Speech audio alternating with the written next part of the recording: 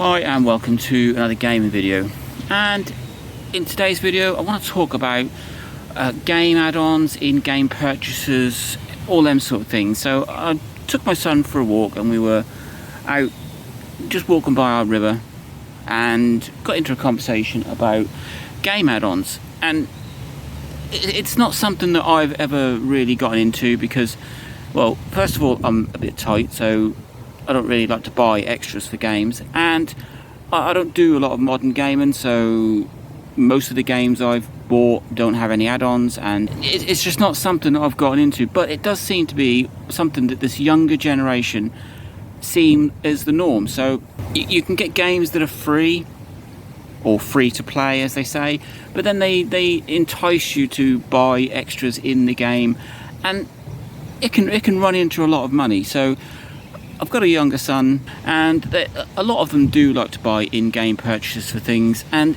it bugs me because they're not always that cheap. And by the time you've added up what you spent on this game, if it's a free game, then that's a little bit different. But you even get in-game purchases and add-ons and extras and packs, etc., for games that you've paid a lot of money for. So let's start off with some of the free games. So Fortnite, that is the big game that it's free. A lot of people play it. I've tried it a little bit, and my son is quite big into it. So for Fortnite, what sort of add-ons do you get for Fortnite? Fortnite skins. Skins, right. And you have to pay for these, don't you? And battle passes. And battle passes, yeah. And you pay for these with real money, don't you? Yes. So you can either buy them with real money, or you can buy vBucks, and then you can spend those vBucks on these in-game purchases, yeah? Yeah. Right, okay.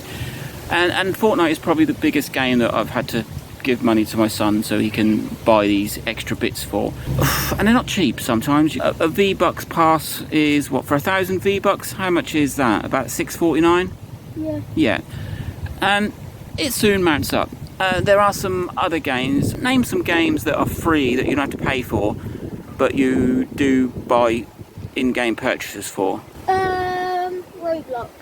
Roblox, yeah, that's a free game, so you don't pay for it initially. It's free, and if you didn't want to particularly buy anything extra, you could play this game for absolutely nothing, but they'd entice you. And what do you get in Roblox? Robux. And what do you spend those Robux on? Loads of stuff. Such as what? Skins? Levels? Yeah. Game stuff, right. And they're not cheap, so I can slightly forgive these free games that they give you for nothing. Nobody's forcing you to pay for these extras. They do like to encourage it, and then I think sometimes in Fortnite, if you don't get enough points, can you not progress to the next level? Is that it? Or the next chapter? You have to level up to get your battle stars. Right. And if you don't level up, can you buy them battle stars? No. Yeah. Yeah. So in that way, if you don't play the game enough, you can cheat and buy them and progress with vBucks, right. Now, so those sort of games I can kind of forgive because they're free. I don't like the fact that you've got to buy these little add-ons and passes and packs and skins. Quite often my sons come down and say, oh, so-and-so is now in Fortnite, and I need to buy the skin for it. And a skin, it just changes your character. It just, when you're running around, you look like someone else. That is pretty much it. But one of my biggest bugbears is when you've actually bought a game. So give me a game that you've paid for. Riders Republic. What in Riders Republic do you then have to buy more? Riders Republic coins. And what do you spend those coins on? Battle passes and stuff. So you buy these coins with real money, and then you spend them in the game. So that's a game that isn't free. Riders Republic isn't free. You have to buy that originally, and then they expect you to. They don't expect you, but it's kind of. It's the thing. It's the new thing for what people do. Then you've got Minecraft. Been around for a very long time. It's not a free game. It's a game that you have to purchase on whatever system you're running on. But then again, you can buy extras in Minecraft, can't you? Yeah. And what do you buy extras? What are the extra things you buy in Minecraft? Worlds, skins, worlds and skins. So these are worlds textures. and textures, right? So these are extra bits for the game that you buy on a game that you've already purchased and spent a lot of money on. The other game is Rainbow Six Siege, which was quite an expensive game when it came out. It's an open world sort of first person shooter, very good. I do like the game from what I've seen of it, but yet again, you're paying £40-50 for this game, and then you're spending even more money on what do you get in Siege? Siege credits. Okay, and what do you spend those Siege credits on? Elites. What are elite? Pass. What are elites? Elites are basically where you buy skin with loads of stuff, but at the end, if you go first place with your team, you get a play thing where you shoot stuff or something. Right, so these are like little bundle packs that you buy. What else do you get with Siege credits? Battle pass. Right, okay, yeah, so the infamous battle pass again.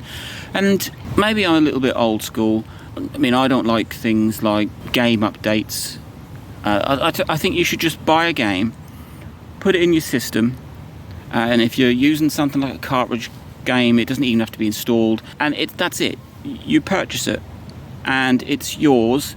So you've got a physical copy. The other thing I don't like is digital downloads. So you've got your physical copy that you put in your system. You've paid your money for it. You play the game. It's complete. It's pretty much bug-free. Not always, but pretty much bug-free. And when it's done, it's gone.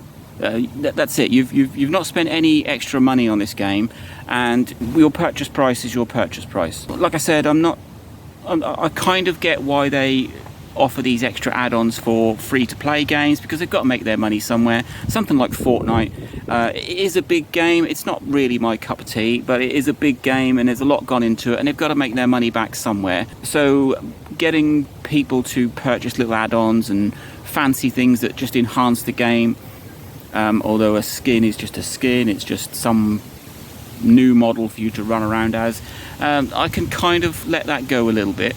I still think it's a ridiculous amount by the time you've probably totaled up what you've spent on these games. But the biggest one for me is when you buy a game and you're spending £50-60 on this game, you then are enticed to buy add-ons and skins and packs and little bit extras that you should get in the game. You've paid your money, you've bought the game, and I get that games are far bigger these days, and you've got like I don't know, online gaming and these MMOs, or whatever you call them, first-person shooters that are huge, and they like to keep them going for as long as possible. So buying these little bits that add them in, it expands the game, but you've still already purchased that, and it shouldn't be it. DLCs, that's a little bit different. They are optional. They are extra levels, sort of thing. I mean, if you like a game and then they bring out this DLC pack, that's not a new thing. I remember going way back to things like Doom, the original Doom, and then they were adding in these extra packs that you could buy to enhance your game. That's different. Nobody's forcing you to. It doesn't hinder your experience of the game. It's just I like this game so much, I would like some extra content, and I'm gonna buy these DLCs. Whereas now you can go and spend money on a game, and there's so much more to buy, and nobody is forcing you to. I mean, there are occasions when you can't progress further if you don't have certain bits and pieces in games, and if that's a free game, that's fair enough. You've got your money's worth, which you haven't spent anyway, and I think that's fine. If you want to progress, then give some money back to the developers. Yeah, that's good. But when it comes to paid for games, I disagree with full price games that you then play online and you've got to pay more to do it. I mean, there are even some systems won't let you play online for free, so you go out, you spend this £50 on a game, and then you've also got to pay for your online pass. Gaming has just got so big and it's so money driven, and it should be just a simple, this is my system, this is a game, I've bought it, and that's it. So I'm not a big fan of modern gaming for a number of reasons. You've got unfinished games, you've got game updates, you've got this new thing with purchases that I just totally disagree with. So let me know what you think. I've run through a few of the games that my children have played, or and I know that they spend extra money on, and really it's a pressure, because they'll come in and they go, oh, can I buy some vBucks, or can I have some what do you call them in Minecraft? Mine coins. Mine coins. What do you call them in Siege? Siege credits. Siege credits. So they'll come in and ask for these vBucks and mine coins or Siege credits, and it's a constant show, and nobody's forcing us to. I don't want to sound like a complete and utter tightwad, but it's driven. I really wouldn't like to count up the amount of money that my children have spent on vBucks over the years for this free game. And like I said, I get it with free games. They've got to put money back into development somewhere, and they've got to pay for the whole game that's been built. But paid for games, that is an even bigger bugbear of mine. So yes, let me know what you think about this whole in-game purchases and credits and packs and skins. Skins is what gets me, because who cares what you look like when you're running around? I'm running around in Fortnite and I just don't really care if I'm looking like... Who's the latest skin that you bought? Did you buy Chun-Li? Yes. Was that for... And Ryu. Was that for Fortnite? Yes. Okay, and name me another skin that you've bought or you've seen. The Terminator Arnold. Terminator, okay. So I don't really care if I'm running around as Chun-Li or the Terminator, or whether I'm just running around as a stock character. But let me know what you think. Like, subscribe, enjoy.